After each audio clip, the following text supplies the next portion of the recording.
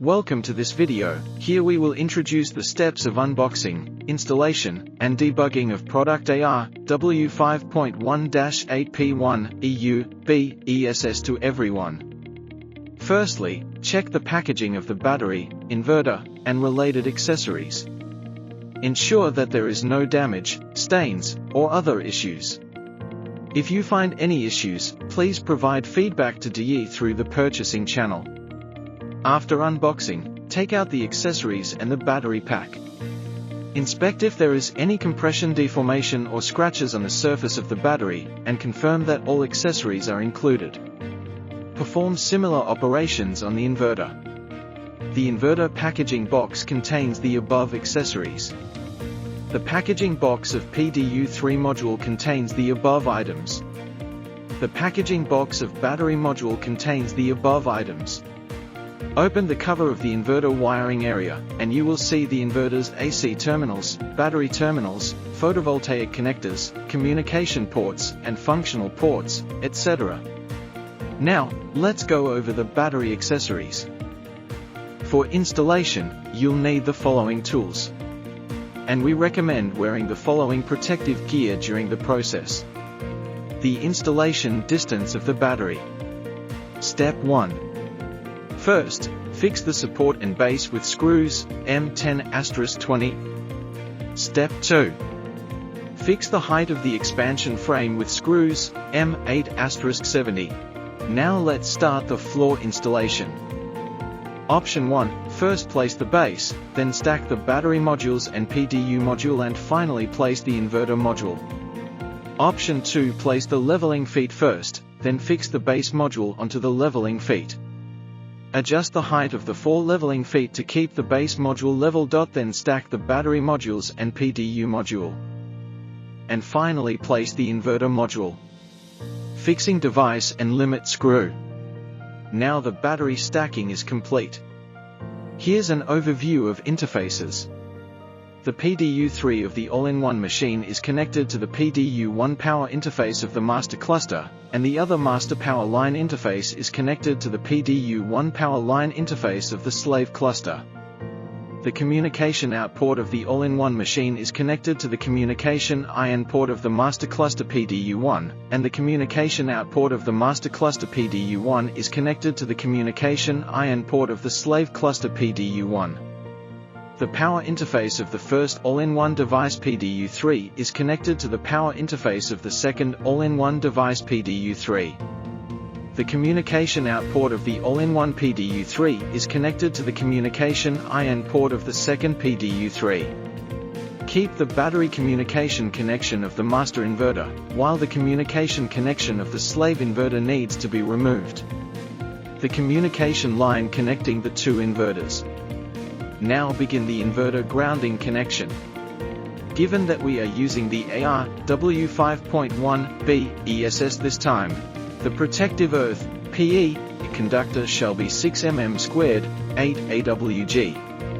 Use the PE cable inside the base module packaging to ground the base module via its grounding hole. AC cable connection. Thread the AC cables through the gland cover at the back side of the inverter and lead them into the inverter. Connect the wires according to the port usage indication and polarity marks. The wiring of AC cables includes 2 scenarios: partial backup and whole house backup. Wiring diagram for partial backup. Wiring diagram for full house backup. Now start the inverter and PV connection. Different PV strings connected to the same MPPT are recommended to use PV modules of the same model. The number of PV modules in series must be consistent, and their installation orientation and tilt angle also need to be kept consistent. The maximum PV input current per MPPT is 32A, so it is recommended to use a 2.5 mm² PV1F cable.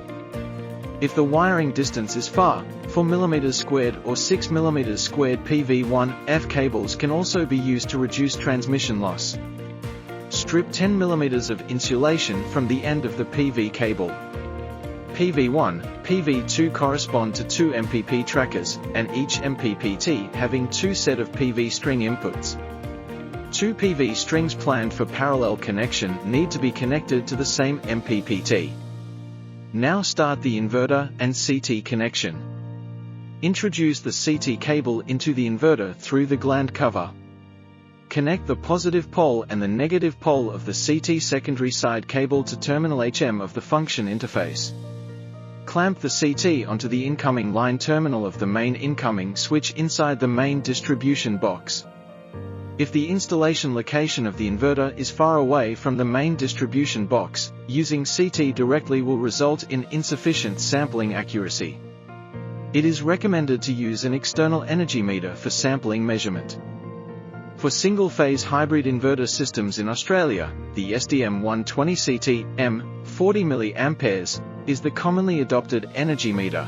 Installing the SDM120CT energy meter in the main distribution board. Use a 0.75 mm² AC cable to connect terminals 3 and 4 of the meter to the grid connection point of the inverter for voltage sampling. Connect the white CT lead, positive, to terminal 1 of the meter and the black CT lead, negative, to terminal 2. Clamp the CT around the incoming line of the main switch for current sampling, ensuring that the arrow on the CT points toward the inverter. Now we start the installation of the data logger. 1. Remove the dust cover from the data logger port at the right side of the inverter module. 2. Refer to the quick guide inside the data logger package and insert the data logger into the DB9 interface at the bottom of the inverter, marked with Wi-Fi. 3. Use the screws included in the logger packaging box to secure the logger in place.